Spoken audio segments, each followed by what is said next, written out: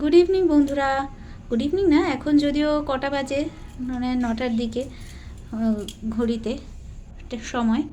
মিতা রান্নাঘর চ্যানেলে তোমাদের সকলকে স্বাগত। এখন ভাজা হচ্ছে ফুলকপি আর আলু ভাজা হচ্ছে। তা কড়াই বসিয়ে দেওয়া হয়েছে, কড়াই গরম হয়ে গেছে এবং কড়াইতে সাদা তেল দিয়ে দেওয়া হয়েছে।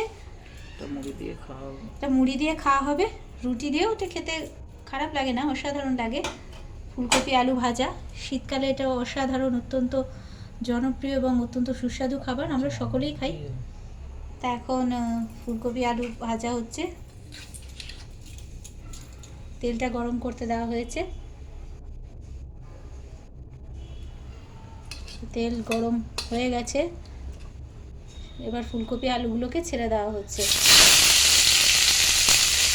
তার জন্য আস্তে ফুলকপিগুলোকে এবার ছাড়া হলো।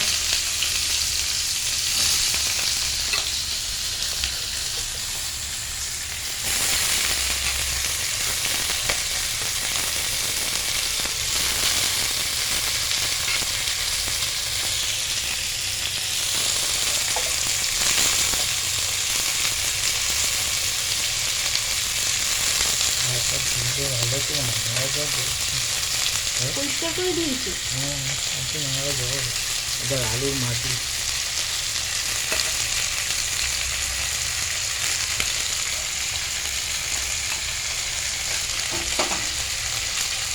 ফুলকপি আলুগুলোকে ভাজা ভাজা করা হবে। প্রথমে নুন হলুদ দেওয়া হবে না, কারণ আলুগুলো ফুলকপিগুলো একটু সিদ্ধ মতন হতে হবে। প্রথমে যদি নুন হলুদ দিয়ে দাও বন্ধুরা, তাহলে কিন্তু নুন আর হলুদটা কিন্তু আলু বা ফুলকপির মধ্যে বা যে কোনো সবজির মধ্যে কিন্তু ঢুকবে না। তো প্রথমে আলু একটু ভাজা ভাজা করে নিতে হয়, যাতে যে সবজি দাও না কেন, আলু আমরা যেটা আলু আর ফুলকপি ভাজি, প্রথমে আগে জন্য একটু সিদ্ধ করে, মানে সিদ্ধ মতন করে নিতে হয়। আর সিদ্ধ করার পরে তারপর নুন হলুদ দিলে নুন হলুদটা একটু ঢোকে।